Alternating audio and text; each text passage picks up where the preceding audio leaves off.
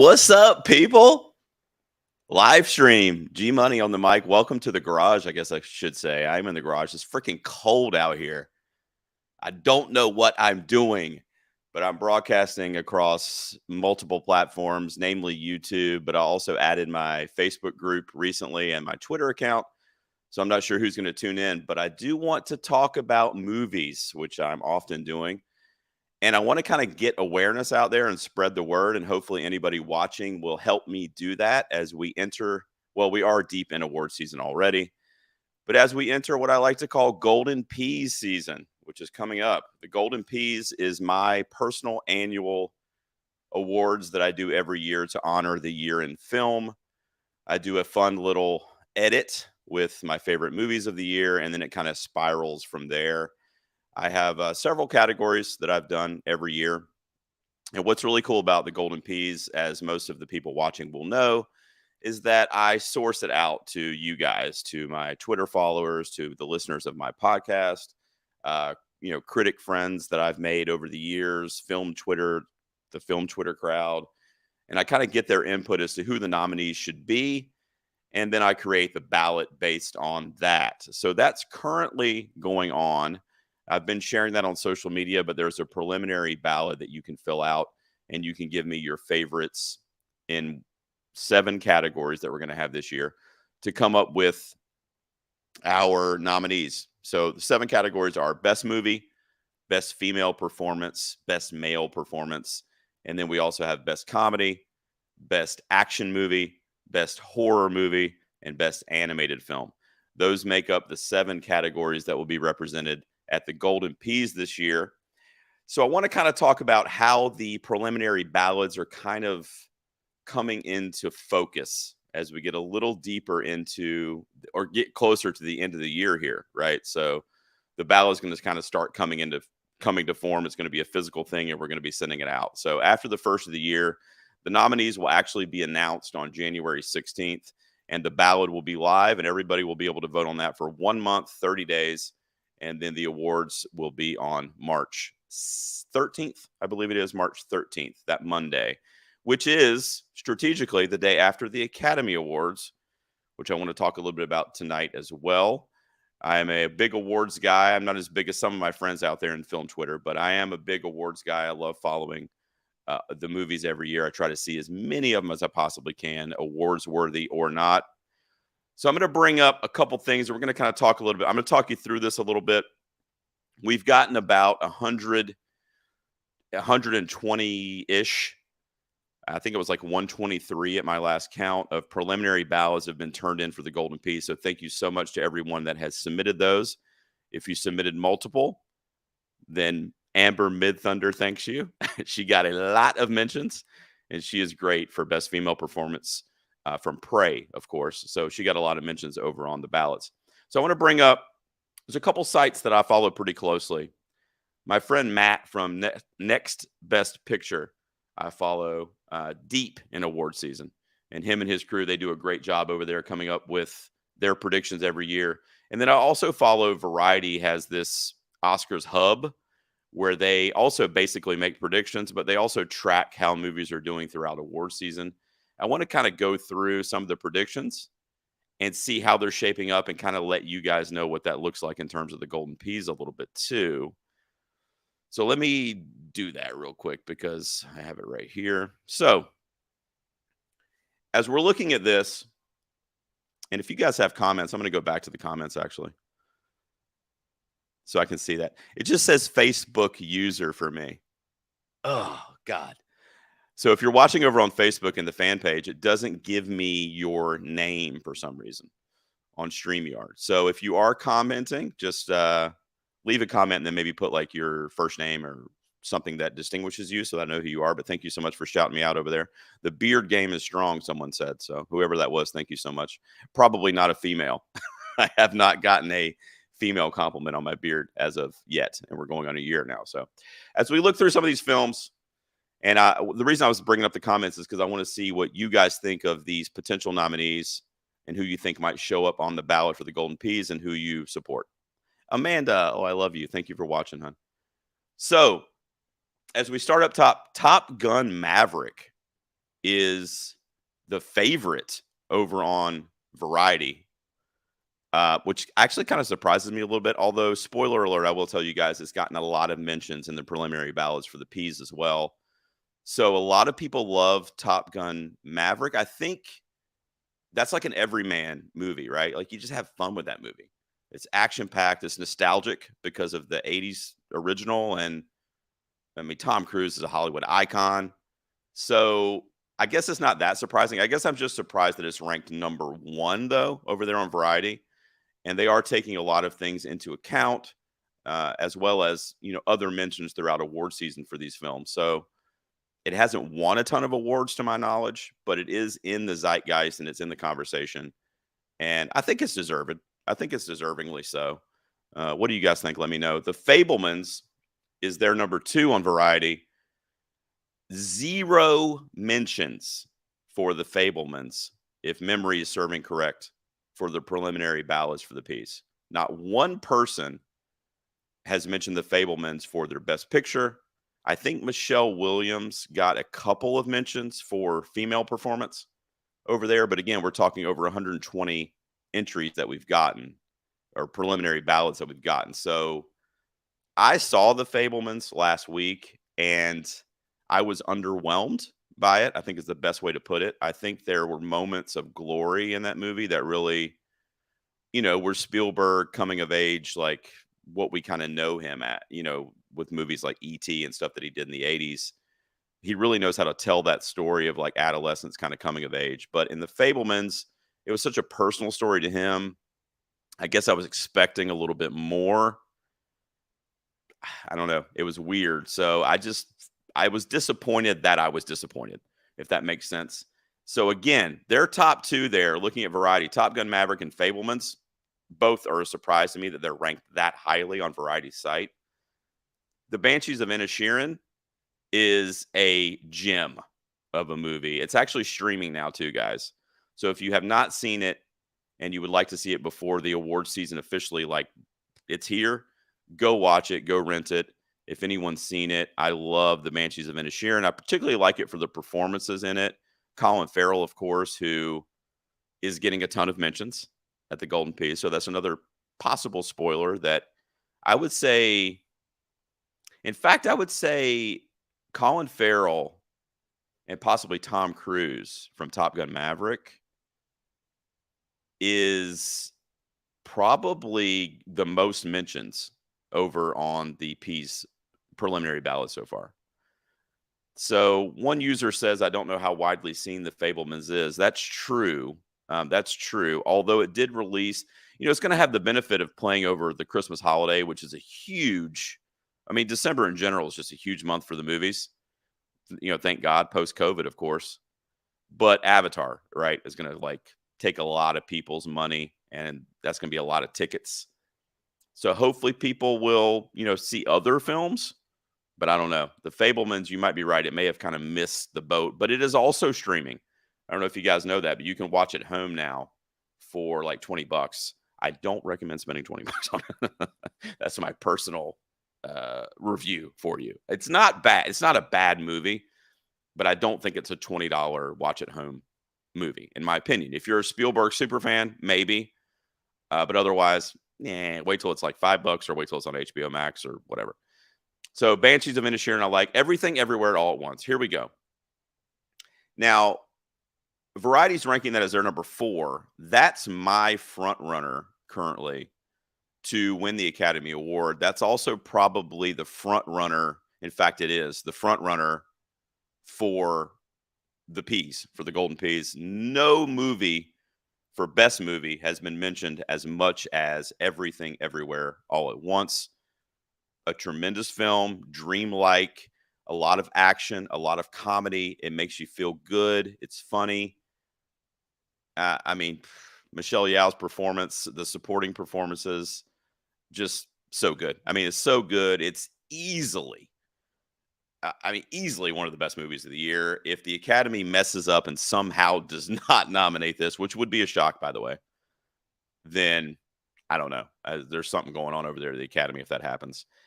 I don't agree with this being ranked number 4. We're gonna pop over to Matt's site here in a minute because I believe him and the gang over there rank it their number 1 overall. I'm gonna check that out in a second. Tar, starring Kate Blanchett, is a movie that I appreciated and I respected. Her performance is phenomenal. It's out of this world. She's also getting a ton of mentions on the Peas ballots for actress or for female performance. Movie, again, I use the word underwhelmed. Was it horrible? No, it wasn't horrible. I just wish that the movie wasn't like 90% her performance and 10% everything else. That's kind of what I feel like it was. I would much rather have had like a 50-50 or 60-40 split. Her performance was the golden, just like the perfect thing in that movie, but everything else was kind of subpar in my opinion. It's a good movie. It's not a bad movie. It was just, I don't know. It's more her performance than anything else for me. Elvis. So we all have heard of Elvis Presley, of course, but we've also heard of the movie by Baz Luhrmann. My wife loves it. My son loves it. My daughter loved it. Guess what, guys? I loved it. It's a great film. It's Baz Luhrmann, though. You know, it's very frantic, very manic, a lot of colors, a lot of lights, a lot of shit happening. It's just coming at you. Austin Butler, ton of mentions for the Peas ballot. So we have a little parallel here as well. A lot of mentions for Austin Butler for best male performance. I think it's deserved. I think he absolutely embodied the king of rock and roll in that movie. He's freaking hot too, guys. Let's be honest. I mean, come on. He's playing Elvis. He's got to be. But just a great performance all around. Tom Hanks bugged me in this movie. He brought the movie down as a whole for me a little bit. His kind of caricature is what it felt like. Drew says he's so behind on 2022 films. Another one he hasn't seen. Drew, you got to see him before the Golden Peas, man. You have till March. You're good. You watch movies. Drew is the man. Drew watches like 10 movies a day. So I don't know what he's crying about. He'll be fine. Amanda says Austin Butler was phenomenal. And I've watched side by sides of him and it's stunning. Yeah, I saw that too, where he was like performing and then they had the real Elvis, like the footage from the concerts and stuff. It was, I agree, is phenomenal. I'm gonna see if I can. I think I can highlight these comments, guys. Look, but see, it says Facebook user. Is Brad Hargis in this thing yet? I need him to. He's my IT guy with StreamYard. I need him to figure out why it's not telling me who's saying it. But that's Patrick who says Elvis was okay. Tom Hanks ruined it for me. It's very similar for me. You know, I said in my review on Letterboxd, I never thought Tom Hanks would bring down the score of a movie for me. Like at maybe neutral, obviously improving the score, but I never would have thought that Tom Hanks would be the reason why I deducted, points from a movie. And that's what happened. It was just a very weird kernel kind of impression, and it was just strange. So, but the movie as a whole was great. And talking about the Oscars, and that's what Variety is doing here in this article. I think Elvis will get nominated. I don't think it's 6 though. I think it might be closer to like 9 or 10. But Baz Luhrmann has that pedigree with, Romeo and Juliet, Moulin Rouge, a lot of other stuff that he's been, noted for in the past. And the Academy loves movies about icons and about performers. Elvis did have that run where he was in a ton of movies and that era where he was in so many films and he was a Hollywood guy. So I see it getting nominated. I see it being in the 10 nominees for the Oscars. For the Peas, I do not see that because it has gotten some mentions for Best Movie, but very few. And there's a lot of movies that are getting a lot of mentions. I'll just tell you, in looking at the ballot here on Variety or looking at this list here, let me just tell you. Top Gun Maverick, yes. A lot of mentions for the Peas. The Fabelmans, 0. The Banshees of Inisherin, maybe 3 or 4 for a movie. Most of the Banshees shout-outs are coming from the acting, particularly Colin Farrell for the acting. And we had some for the female performance as well from that movie. Everything Everywhere All at Once, a ton. The most, like I said. Also Michelle Yeoh, a ton. Some of the supporting performances have also gotten mentions in that film. So I think this one is going to lead in nominations if I was adding them up right now. It's really close for the actor for or I should say the best male performance, but it could happen, which would be a lot of nominations for Everything Everywhere because it's also technically an action movie as well. What do you guys think about that? Is Everything Everywhere an action movie? I say so. So it could end up in that category as well. Obviously, we know Top Gun Maverick is. Tar, a lot of mentions for movies. I think that's my film Twitter friends. I don't know if any film Twitter friends are watching this. I don't know if you can even comment over on Twitter because Facebook's acting weird too. I don't know if you can comment on YouTube, but a lot of mentions for Tar for movie and for Blanchett for actress as well. I'm going to go down here and click on this and see what it says. Facebook groups. Let's see. So I have it on. So I'm not sure. I'm not sure. Oh, it's asking you guys. It's asking you guys to visit StreamYard.com/Facebook. And StreamYard is going to ask you to accept to let you post your picture. So here, can I share this with you guys? Let me take a screen grab of this. And then that way I can know who I'm talking to because most of my fans, let's be honest, are over in the Facebook group. I'm going to capture that and then I'm going to bring it in to the chat. So give me 1 second. Somebody says Tara was fire. See, I want to know who said that. I want to know who that is. Who said Tara was fire? Because I didn't think it was fire. I did not. I thought it was good. I want to find out who I'm about to argue with, but I thought it was good. I think Blanchett literally stole the show and freaking owned that movie. I just don't know what else was really exceptional about it. Todd Field's direction, sure. It looked great. It had some really cool like cinematography and it's a good movie. No, I'm not gonna you're not gonna get an argument from me that Tar is a bad movie. It's a good movie. I know it's some people's best movie of the year. I've even seen people close to me that think that. Like I said, I got a ton of mentions on the Peas ballot, and I'm fine with all that. I don't know. I guess I just didn't connect with it the way that a lot of people did. And for that reason, it disappointed me a smidge. I got to figure out how to share this. All right, so let me take that off. You guys can see the full beard. Let's see if I can present a slide. How do I do that? For my computer, stand by. I'm going to see if I can pull this up for you guys real quick because I didn't really know else how to do it. It's not going to let me do it that way. So if you go to, let me see what it says here. Let me go back to the comments. Oh, Yanni said it. Okay. So it says for your Facebook group. All right. So here's what it's saying, guys. If you're in the Facebook group, just open a new tab and go to StreamYard.com/Facebook. And when you hit enter, it's going to ask you if it's okay for StreamYard to use your name and profile picture. And I guess just accept it because then if you do, I guess I'll be able to see who I'm talking to. And it looks like we got about 8 or 9 people in here. So if anybody's in the Facebook group, go to StreamYard.com/Facebook and then accept the permissions. I want to see if that works because I would really love to. And I didn't know that was a thing. If I had known that, I would have posted it in the chat earlier. Let me see if I can maybe if I do this actually. So I'll just do it as an overlay. Hang on. Stand by, guys. What did I say? As on my desktop. So I just took a screenshot. I know we're doing this in real time. People watching this back later are going to be like, what the hell is this guy doing? But I'm going to share this screenshot with you. Let's see if it works.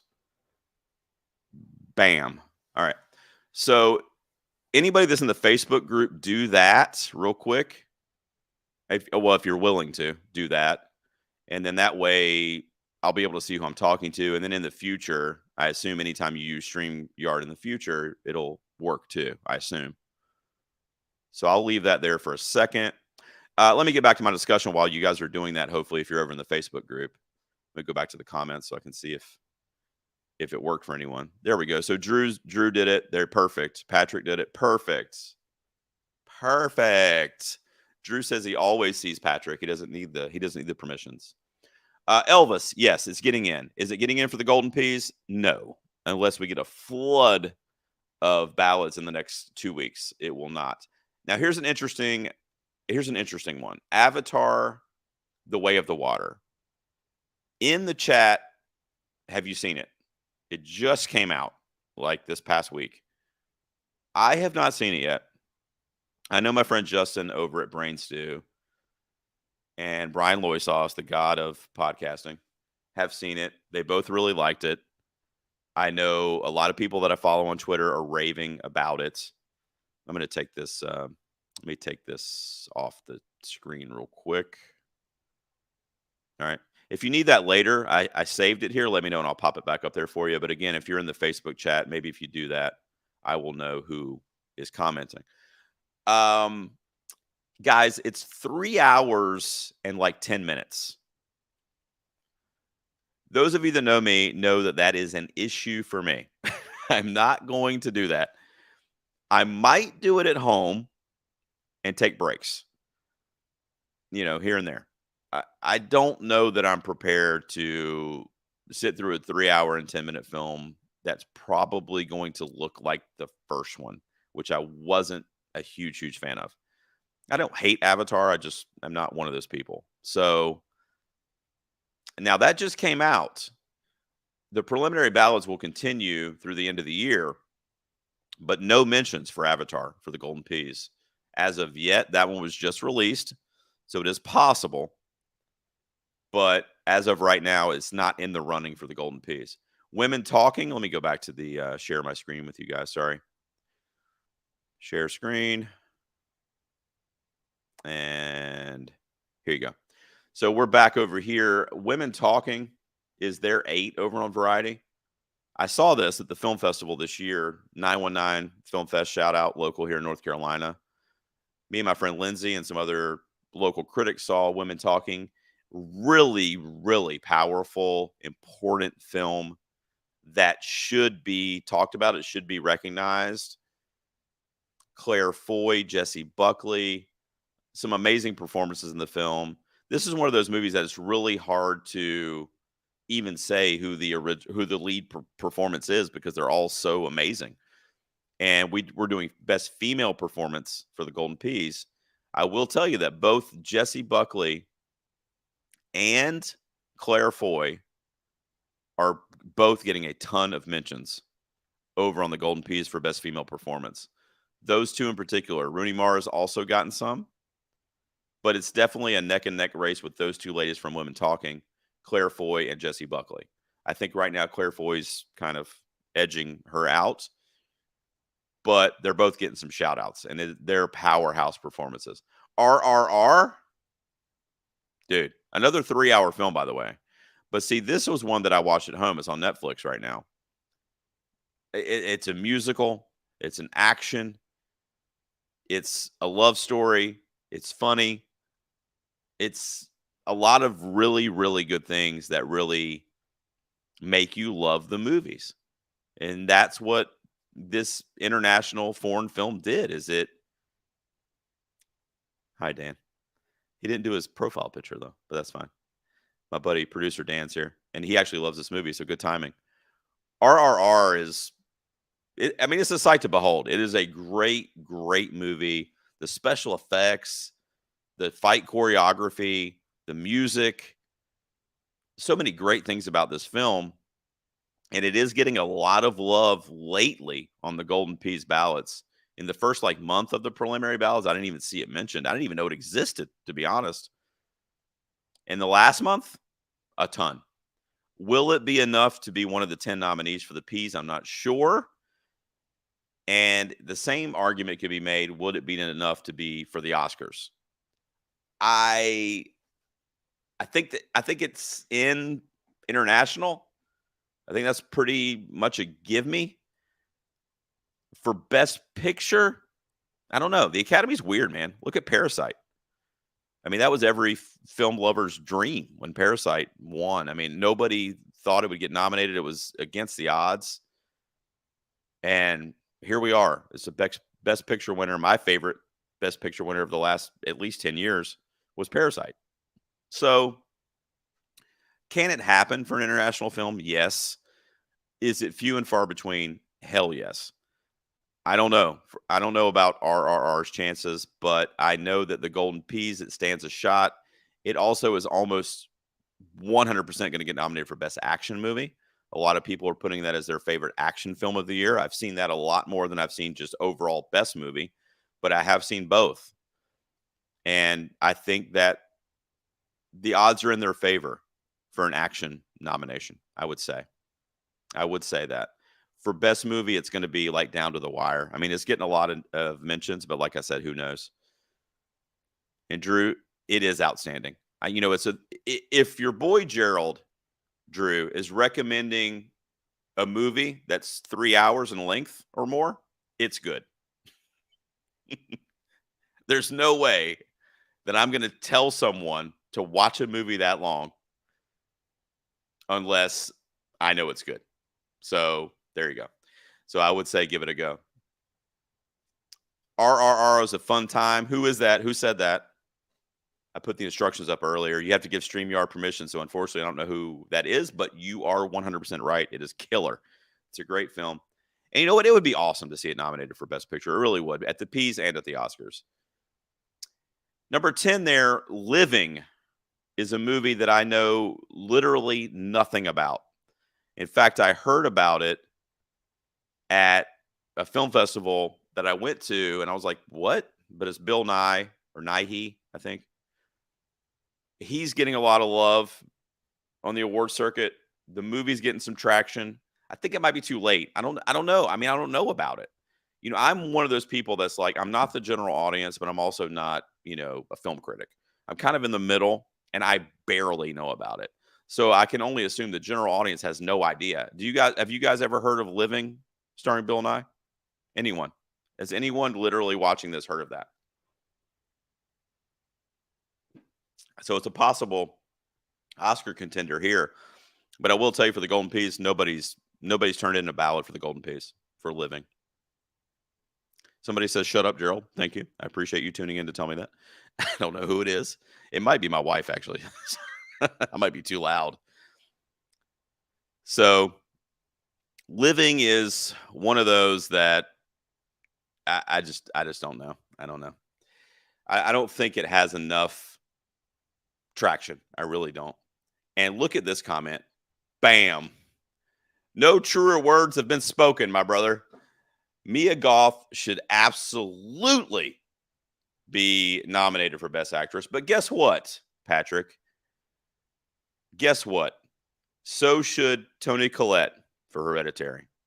So should Lupita Nyong'o for Us. You see where I'm going with this? It just doesn't happen. I mean, it happens, but, Jodie Foster for Silence of the Lambs in the 90s. I mean, who else? I can't even think of anybody. Performances in horror movies, and often comedy movies as well, are just looked down upon by the Academy. I don't know how else to say it. But if you take Mia Goth's performance, and I'm going to go off on a rant here, Patrick, so thank you. I'm sure the Facebook community watching this is going to love this. But if you put Mia Goth's performance, like even a snippet of it, like even like a 1-minute clip of her performance next to any female performance that ends up getting nominated, you can't convince me that it's not as good or better. I mean, I've seen the majority of the performances that are in the running, and I'll just tell you, female or male, Mia Goth did things in Pearl that should be recognized from people that honor the art of acting. She absolutely was painstakingly brilliant in that film, in my opinion, whether you even like the movie or not. Her performance, and if we're honoring her performance, too good to be true, man. So she hasn't been getting any love on the award circuit, Patrick, and the Oscars are known for kind of being a cumulative ballot. So, if she was getting love at critic circles and, the Globes and, all this other stuff, then BAFTAs, and then maybe Oscars would be like, oh well, you know, X, Y, and Z nominated Mia. Maybe we should, and they just didn't. So another one's Emily Blunt from The First A Quiet Place. She actually won the Screen Actors Guild for that. Her own peers voted her as the best female performance that year. I think it was 2019 or 2018, maybe. And nothing. I mean, nothing from the Academy. So I just don't see it happening. But I do agree with you that it should happen. And also, I will tell you guys that nothing has made me happier than to be able to tell you that she is a surefire nominee for Best Female Performance at the Golden Peas. She's gotten probably, and this is not even an exaggeration, she's probably gotten 35 to 40% of the mentions under female performance of the ballots I've gotten in. She was on mine as well. I filled one out early. And yeah, I don't know if those are double votes or triple votes or what, but people love Mia Goth in Pearl. And she was great next to, but she was really good in Pearl. And I'm excited for Infinity Pool as well. So what I want to do, let me stop sharing this. And I'm going to go over to share another screen. And I'm actually going to go to actress for that one. And I'm going to see where we're at. So I mentioned my buddy Matt, who runs Next Best Picture. He has a podcast. He's huge on Twitter. He's just a great dude. He's been on the show before too, on 2Ps. And I'm going to hopefully be going on his show next month. And he does this thing where, because he has a whole staff of critics and writers, and they get together, they come up with their best performances in movies, and they make predictions as well, just like, we all do, let's be honest.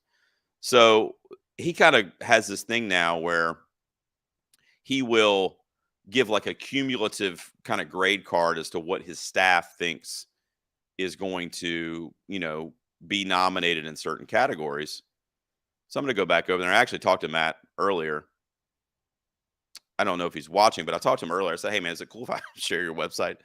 Because I don't have time to make my own website. You do a great job. So let me just use yours. He said, sure. So here we are. So here you go. So now these guys live this. There's probably about 10 to 15 writers and critics that work with Matt over there at NBP. And they come up with these kind of cumulative results for what they think is going to happen. So this isn't any one of them's predictions, but it's kind of all of them combined.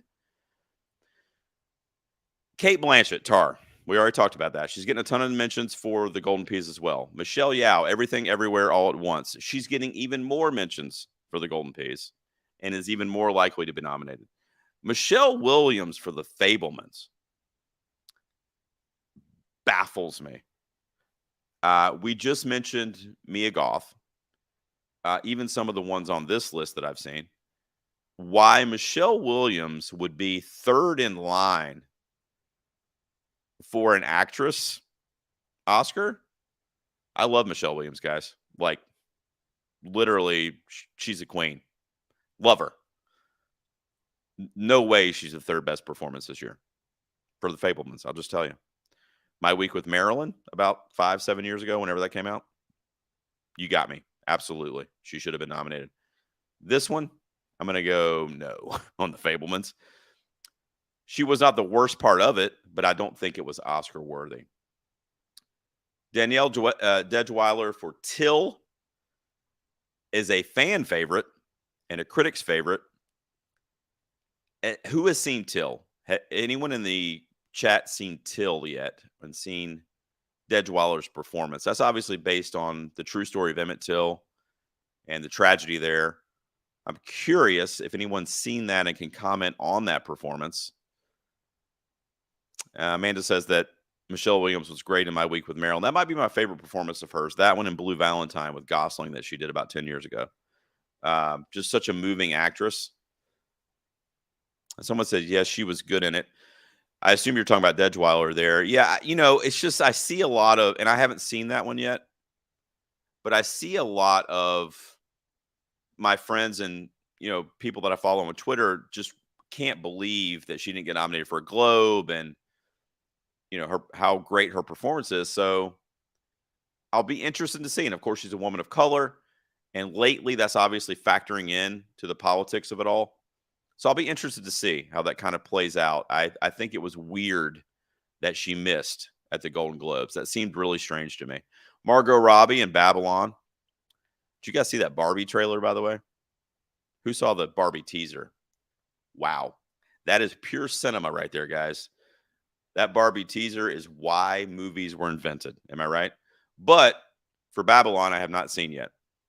It's a movie that I want to see. Damien Chazelle, director of La La Land, the colors, the vibrant nature of his movies. I've heard this movie's batshit crazy.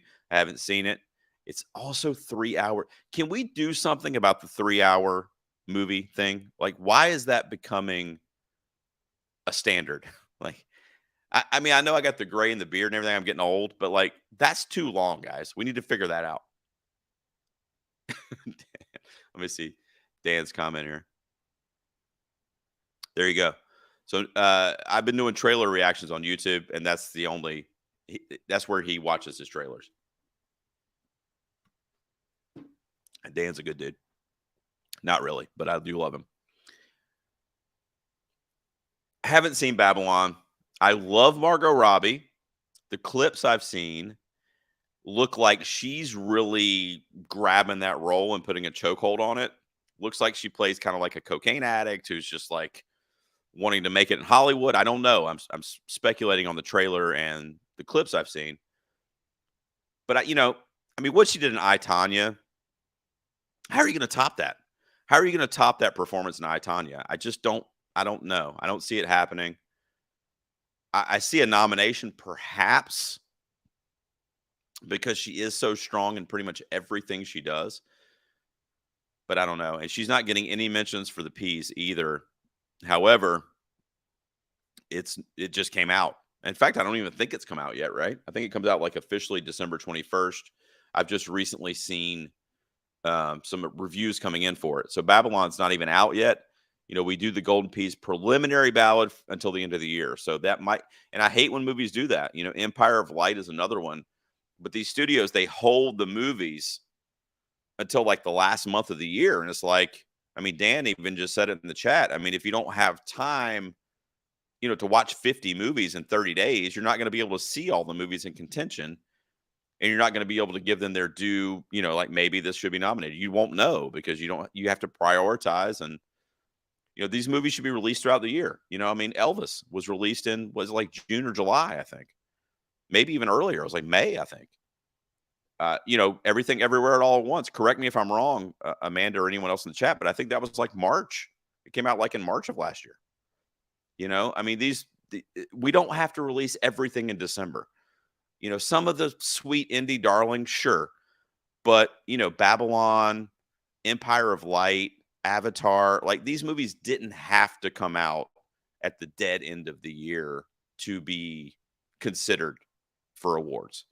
And sometimes I feel like that's why studios and producers do that, is because they want to be in front of the Academy and the critic circles when they vote.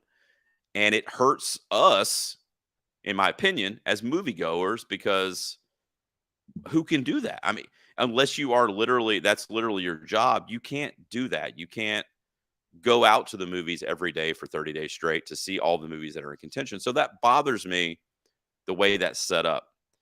Film critics get screeners and get invited to press screenings and all that stuff, and that's great, and film festivals. But general audiences suffer when they want to be involved in the process, if you will, and they can't because they're jammed into the last month of the year. That's just my opinion. I don't know if you guys have a opinion on that. I'll throw it up on the screen, but I just wish these Oscar contenders caliber movies would be released throughout the year. Even if it's the second half of the year, start in July or August even. But you don't have to release them all in December. I know why they do it. I just don't necessarily agree with it for the general audience's sake, in my opinion. Sorry for the rant. Let's see if anybody has anyone to say there. So Amanda says, they wait for the season, but I agree with you. Some of these movies won't even get to our cities until February, March. She's right. One of my favorite movies of 2021 last year was Saint Maud. Guess what the release date on Saint Maud was? It was 2019. It was an independent foreign film that came out initially in 2019, and it kept getting released in different countries in different years. And a lot of my critics friends saw it at the end of 2020 and they put it on their 2020 list and this and that. We didn't get it. And when I say we, I mean general audiences didn't get Saint Maud until January of 2021, 2 years after it was initially released. And it just frustrates me for the sake of movies and for the sake of the general audience being the Oscars want to be cool, right? They want to be cool, but the people that would be tuning in haven't seen half the shit that you're talking about. And so that, that frustrates me personally. But you're right, Amanda. I get why they do it, and you're right. And some of the movies won't even come out. I mean, I might not even see, for example, I'm not going to see Avatar in the theater. So when am I going to see Avatar? I'm probably going to see Avatar in like March or April. I mean, the awards are over. So, here we go. And anyone that's tuning in that wants to know what the stream is about, I've placed a comment on the screen to assist you.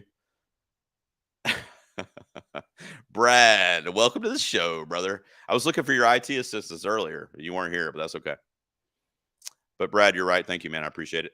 So going back to the slide here, Olivia Colman, Empire of Light, no mentions for the Golden Peas. She's in the discussion for the Academy. She's been nominated for some other stuff in critics groups and Globes, etc. I love her. She's absolutely divine being on this planet that should literally float above the ground when she moves. What she did in The Father. My favorite performances of hers is from The Favorite, Yorgos Lanthimos' film a few years ago that she actually won the Academy Award for in an upset. I can only imagine that she's stellar. But to go back to my previous rant, when am I going to see it? Well, I take that back. I asked my daughter if she wanted to go see it Monday. But if she says no, when am I going to see it?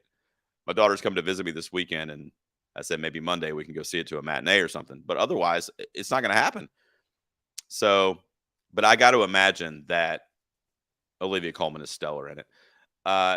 Naomi Ackie for I Want to Dance with Somebody. And that's the performance where she portrays Whitney Houston. The music biopic scares me.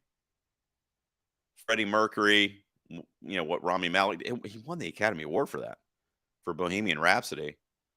That's crazy. Guys, I'm going to throw this back up. If you guys want to do this, I know Brad's over on YouTube. However, I will throw this back up real quick for anybody that's over in the Facebook group. If I can remember where I put it. There it is. This is the way that I can see who's chatting with me or who's commenting. If you just go to StreamYard.com/Facebook and then give access to StreamYard, they'll be able to post your user or your name, your Facebook name and profile so that I can see who is commenting. So a lot of people are in the Facebook group right now, which is awesome. So if you want to do that real quick, what you see on the screen there, then I will be able to see your comments and I'll know who I'm chatting with and who's telling me to go to hell. So there's that. StreamYard.com/Facebook. All right. Now, as I go back over to the comments, let's see. What I was saying about the music biopic with the Whitney Houston thing, didn't they just do a Lifetime movie or something like that about Whitney Houston, like being hooked on drugs, or am I just imagining that? I feel like that happened a couple years ago, right? It was after she passed for sure. It makes me nervous. It makes me nervous when they do like a modern music biopic. It makes me especially nervous. And Whitney Houston didn't pass away that long ago. I don't have the year in front of me, but it's been pretty recently. So it just scares me. Like somebody like Austin Butler and Elvis is a little bit different because most of the people, well, let me rephrase that. A lot of the people, probably not most of, but a lot of the people that are being drawn to that film and to that performance didn't necessarily live through Elvis's fame. Like I was born in 75. Elvis died in 77, I think, or 78. I was 2. Like I don't remember Elvis, when he was alive, when I was alive. Everything I know is from my folks telling me, my grandma telling me, and movies and listening to his music and so on. So that's always a little bit different to me when it's like a historical figure, if you will. But when it's like a modern figure, it just worries me. And I know Remy Malik and Bohemian Rhapsody wasn't as recent because Freddie Mercury passed away a long time ago. But I wasn't a fan. It felt like a caricature to me, and I just don't want that to happen to Naomi Ackie here. So we'll see. I mean, I will see the movie because I'm a Whitney fan. I love her music, so I will see it, and I hope it blows me away. I really do. I thought the Aretha Franklin was good. Jenner, she did great. So we'll see. Drew says, and he yelled at me when he said it, but he said she died 10 years ago, and then he yelled my name. So Whitney died 10. It's crazy, Drew. Honestly, it doesn't feel that long ago. It's crazy. It really feels like I just can't believe that, and rest in peace. I mean, she's obviously one of the best, so that's a bummer. But 10 years ago, man, that's crazy. Didn't know that. I did know it, but I just didn't remember it. Somebody says Respect was awful.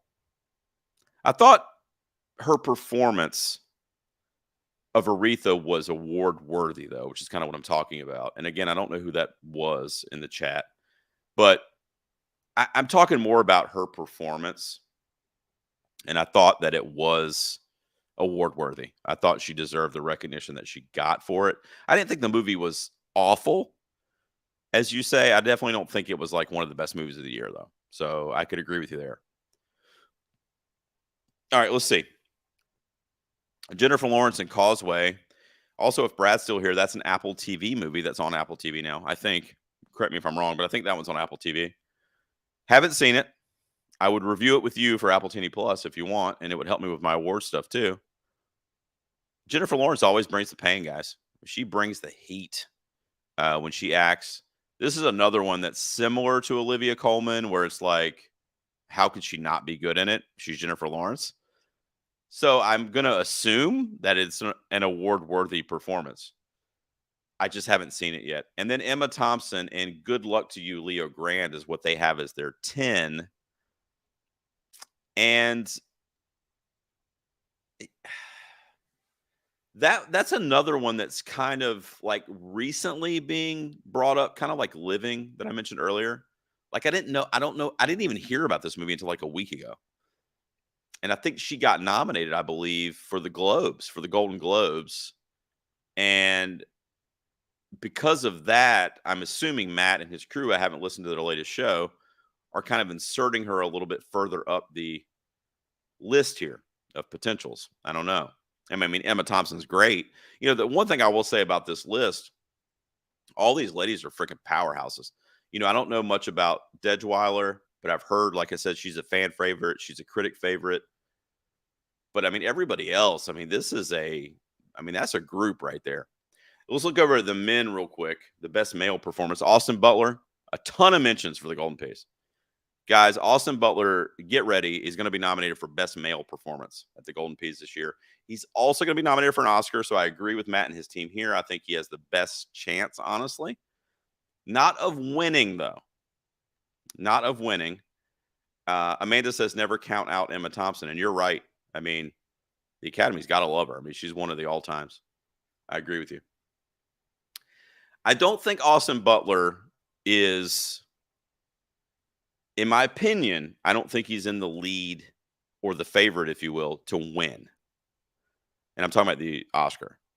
I think he's the favorite to get nominated, which is strange. But I think he's probably on the top of a lot of people's list where it's like, we got to nominate this guy. He absolutely killed this.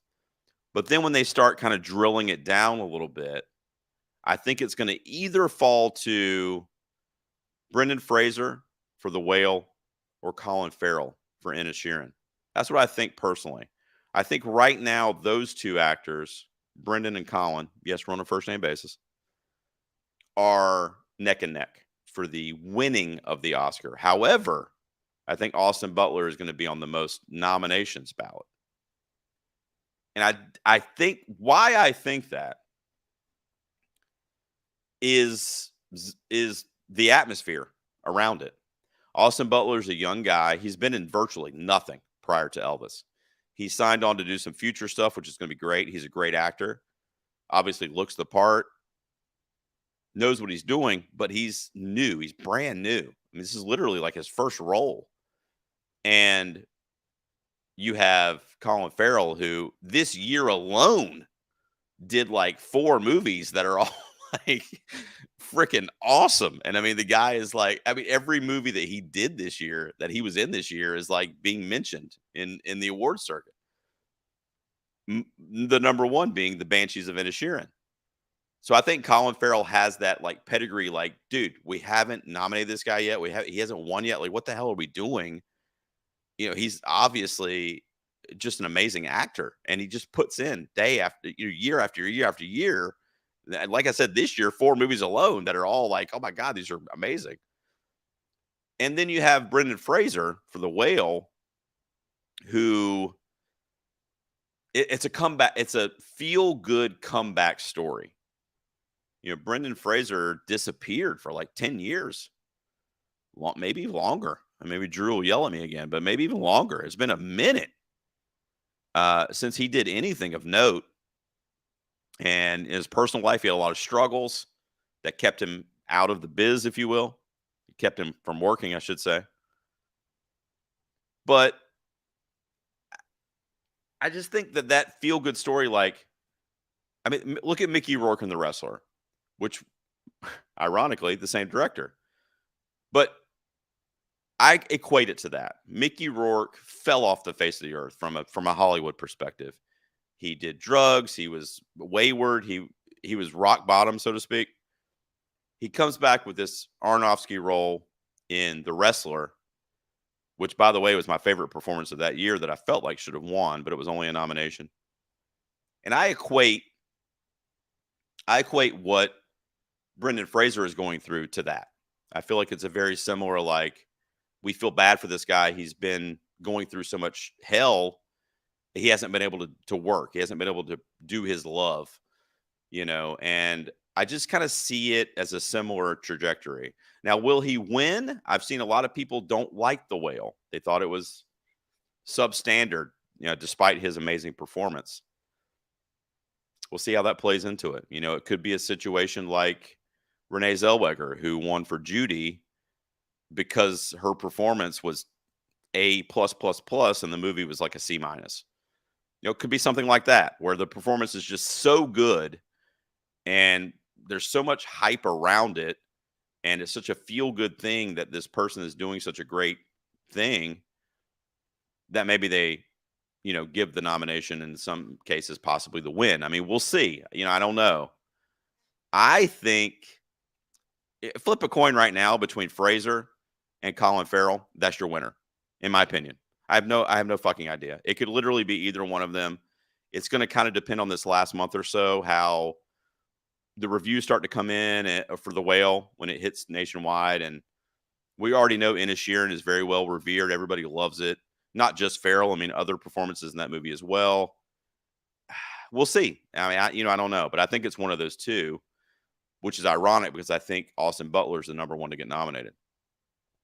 Over in the chat, and again, I'm sorry, I don't know who this. Oh, it's Mario. He said it was Mario. So Quan getting nominated for Everything Everywhere All at Once.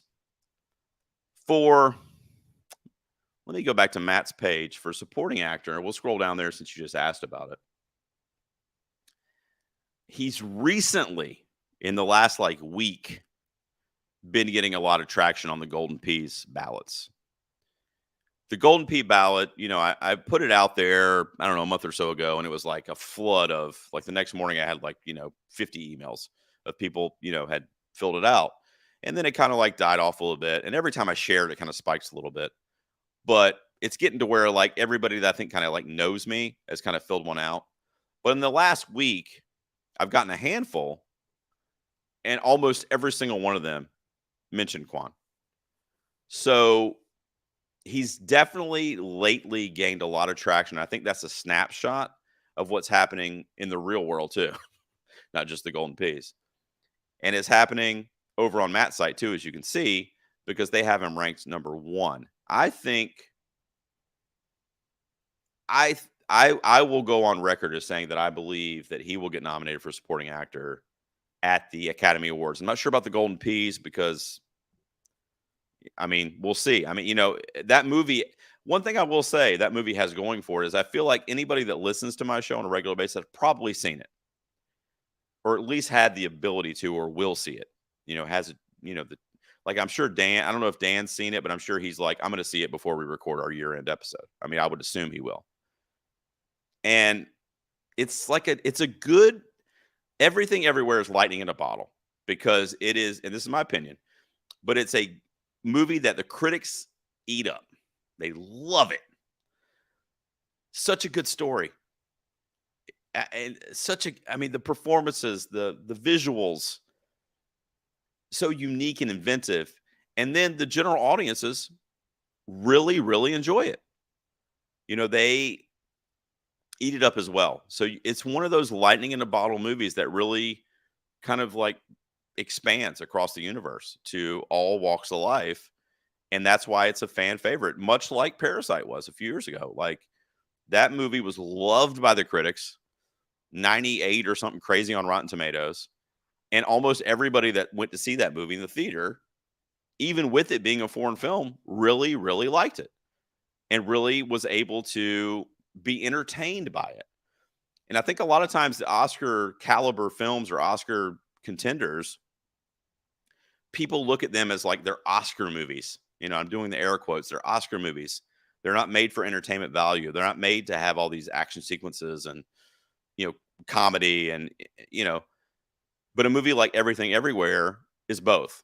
And that, to me, that's something special. And I think because of that, I think that you can count on Kwan getting nominated. Stephanie Zhu, too, for supporting actress. I don't know that she's quite in the 5 yet, but she's gotten some mentions for the Golden Peas as well, Stephanie, for supporting. Now, in my awards, it's just best female performance. It doesn't matter if it's lead or supporting, and she's gotten some. So some people in the Twitter or critic community or whatever, a handful at least, think that her performance is the best performance by a female this year, lead or supporting. And they think equally of Kwan's as well. So to answer your question, Mario, I definitely think he will get nominated for the Academy Award. I am hopeful that it would happen for the Peas, but I'm not sure. We'll see how it plays out. Let's see. Dan says he would like to see it. Yeah, he'll see it. I have a digital copy. I'll just send you that. If you're a patron, I'll take care of you. Remind me, but I'll email you the digital copy for Everything Everywhere, and you can watch that. Or I think it's on like Stars or something. Oh no, somebody Brad said it's on Showtime. So it's on Showtime, or I'll send you the digital code. You'll be fine. So as we go through these supportings now, what's interesting about the Golden Peas, and then we're going to wrap up in a second. I wanted to go an hour tonight. Is the Golden Peas, I decided, because every time I've done it in past years, I've done Best Actress and I've done Best Supporting Actress, and the same thing for the men. So this year, I'm just doing one category. I'm doing Best Male Performance and Best Female Performance. So the supporting roles could also get nominated. Carrie Condon, ton of nominations for the Academy Award. And my friend Matt, actually, who is the site we're looking at here, he actually mentioned her early on as one of his favorites. And it's standing to be true that she's one of the front runners for that Supporting Actress Award. Sadly, well, I won't say sadly, because she has gotten some mentions for the Golden Peas. Again, it's across the whole spectrum. It doesn't matter if you're a lead or you're supporting. Carrie Condon has gotten quite a bit, actually. I don't think it's enough to be in the 5 for female for the Peas with a couple weeks left, but she has gotten a lot of mentions. I already talked about Jessie Buckley for Women Talking. Claire Foy has gotten more for the Golden Peas, but they both have gotten a lot of shout outs, as has Rooney Mara as well, who's in that movie. Jamie Lee Curtis, I disagree with that for Everything Everywhere. I love JLC. You guys know I have the Halloween poster behind me. I'm a huge fan. Her performance and Everything Everywhere was quirky. It was fun. It was very, very memorable. A very memorable character in that film. Was it an Oscar-worthy awards performance? If you take your adoration for Jamie Lee and kind of put it on the side for a second, I don't know that you're looking at some of these others here on the screen and some of the ones that were in the lead performance as well. I don't know that you can say that. Angela Bassett, Black Panther, Wakanda Forever. She's not in it a lot. I'm just going to tell you, she's not in it that much. The few scenes that she's in, she steals. She's a great actress. She's gotten 0 mentions for the Golden Peas. It's a bit surprising. Now, Black Panther, Wakanda Forever has gotten a few mentions for picture. It's also gotten some for action movie. And it could show up on one of those ballots because especially when it first came out, there were a lot of Wakanda Forever ballots coming in. But I have not seen Angela Bassett's name. Dolly DeLeon. I just saw Triangle of Sadness about a month ago, and she is freaking phenomenal in that movie. That movie, guys, if you love cinema and you love just the crazy shit that filmmakers will do, see Triangle of Sadness, particularly the last hour or so. It is a fucking descent into just the craziest shit. Like, you just don't even know why the movie studio made it. It's just so crazy. You're like, what were they thinking when they said, yeah, sure, here's $1 million to do that? So a very crazy, memorable film, Triangle of Sadness. But DeLeon is the best part of it from an acting perspective. Janelle Monáe, Glass Onion. Haven't seen that yet. My boy Dan did. He went in my stead at the film festival. I'll be watching that. I believe it's this weekend that it comes out. So I'll be watching that soon. Carey Mulligan, as she said, was terrific. Absolutely terrific. Another powerful movie that's extremely important that focuses on the Me Too movement, kind of the women's struggles pre-Me Too and during, because most of the movie happens during the Me Too movement with Harvey Weinstein and everything. But a very good movie, and Carey Mulligan is great in it. I already mentioned Stephanie Sue. And Hong Chow for The Whale is a movie I've not seen yet, but I've heard that she's great as well. So I just want to tell you a couple things before we wrap up here. Let me go down, and I can't thank you guys enough for tuning in to this live stream. I'm going to do this as well for the nominees. So we're going to do a live stream, and we're going to announce the nominees for the Golden Peas Movie Awards on January 16th. So I will share that on social media. I'll let everyone know. Hopefully, if you guys can share it to let everyone know. I'm hopefully going to have some fun guests pop in and join me on the stream to announce some of the nominees. Some of them don't even know that yet, but they'll be doing that. So January 16th, mark your calendar. There is a preliminary ballot that will essentially be the pedigree for the official ballot that comes out on the 16th with the nominees on it. So if you would like to fill out a preliminary ballot and you have not yet done so, please hit me up by any means necessary. You can hit me up on Twitter, Facebook, YouTube, text me, whatever, and I will share the link with you and you guys can fill it out. I'm going to be accepting those until basically January 1st or so through the new year. And then once I have them all, that's going to be my ballot. I'm going to add it up and see what we got. It's going to be straight from the community that listens to the show and that follows me on Twitter and so forth. So if you guys want to be a part of that, please do. And again, we will live stream nominations on January 16th, and you'll get to see who's nominated for the Golden Peas this year. And then we're going to have the awards ceremony on March 13th. I'm also going to attempt to do that on YouTube, and I'll be live streaming that, I think, or it might be a pre-recording that I just upload at a certain time. I haven't decided yet, but hopefully I can have my friend Brian Loy involved, as he always co-hosts the Golden Peas with me. And then I'm going to have a lot of people involved, where there's 7 categories, so I hope to have at least 7 guests to present the awards to the winners in each category on March 13th. My son Logan, my 9-year-old, is already called Best Animated Feature, and everyone on my YouTube channel seems to love Logan, so he'll pop out here in the garage, and he will give the nominees for Animated Feature.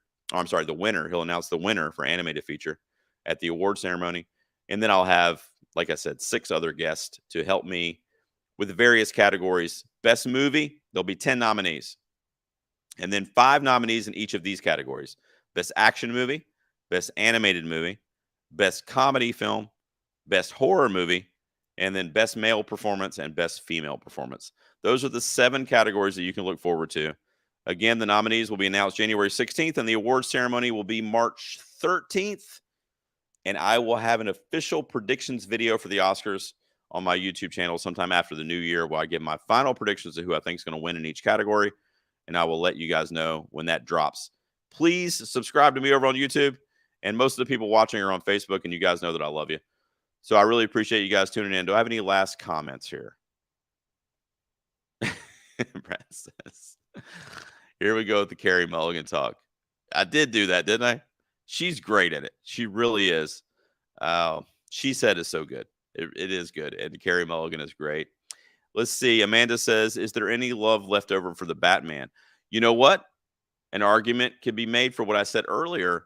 A shit ton of mentions for the Batman for Golden Piece. A lot. I don't have those numbers in front of me, but I would be shocked if the Batman doesn't, at a minimum, get nominated for Best Action Movie. There's no acting um, suggestions coming in from the Batman, but it's getting a shit ton of Best Action, and there's a lot of Best Movie as well. So I think the love for the Batman is there, to answer your question. I really do. You are 100% correct, Brad. Amber Midthunder from Prey is probably in the 5. She's probably in the top 5 female performances at this point.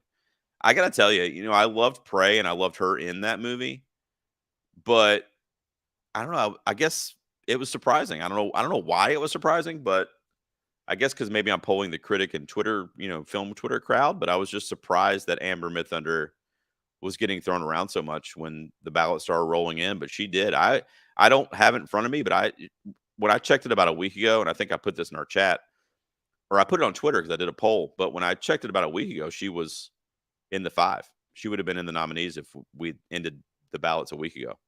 Amber Midthunder. Let's see. Julio jumping for joy about the Batman getting a nomination. I think you can count on it. I think it's easy for Best Action nomination. I think Best Action right now, and I'm doing this off the top of my head, but I think there's so many mentions for these movies for Best Action. Top Gun Maverick, The Batman, RRR. I think those 3, unless something catastrophic happens, should be in the Best Action category. And some of them have gotten their name thrown around in Best Movie as well, and we're doing 10 there. So I'm going to do 10 nominees for Best Movie. So if people don't start sending in 365 days and they stick to kind of that tunnel of what some of the best films of the year are, I think some of those movies like RRR and Batman have a very, very good shot to get nominated. And then once the ballot's official, January 16th, and I send it out there, those people are going to be staring at those 10 movies in front of their face. They're going to say, which one of these is my favorite movie? And a lot of people, like Tar, for example, is getting a lot of mentions. But a lot of people, like in my friend group, they haven't seen Tar. They're not going to see Tar before March 13th. So they're not going to vote for that. And, similarly, if like The Whale's on there and some of these other movies that are probably amazing. But, Christianity, I thought of that too. But, you guys decide. And I don't think anybody did that on the ballots. I definitely don't think enough people would do it for it to be in that category. But and I think you filled one out too, but when the preliminary ballot is just like, and only let people do one, they can fill out multiple ballots if they want to mention more than one movie. But on the ballot, you just get one mention. What was the number one horror movie of 2022? What was your absolute favorite one? And, that's why I don't think it's going to do it, because first of all, 2022 was it's a horror renaissance. It was like, bro, it was like the 80s all over again this year. It was so many great. In fact, that's probably the toughest category. There are a lot. There's gonna be 5 nominees, and there's probably been 15 different horror movies mentioned in the ballots for horror. A lot of horror movies have been mentioned.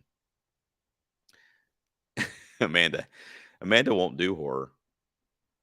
X for the win. I don't know who this is, but I agree with you. Tell Dan Brennick that X is phenomenal, and it's my personal favorite horror movie of the year. Anybody that watched my top 10 on YouTube, you probably saw that, and I love it.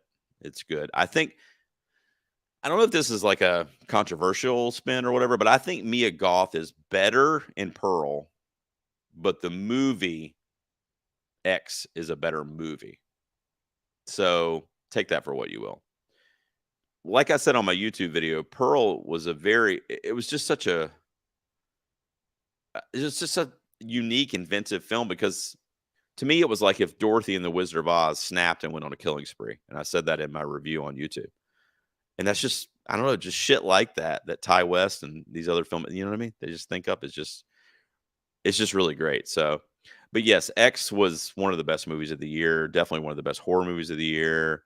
Christianity, of course, thinks Triple X is better. Are you talking about porn or are you talking about with Vin Diesel? Because I don't know, it could go either way there. Not sure which one you mean. All right, guys, award ceremony March 13th. And don't forget the nominees will be announced January 16th. You guys are the best for tuning in.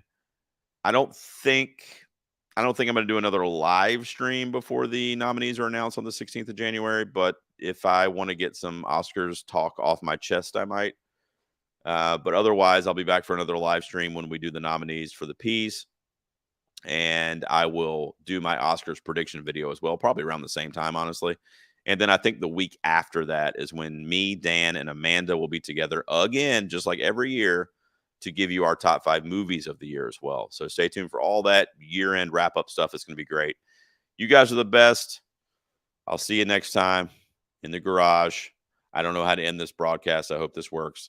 I love you guys.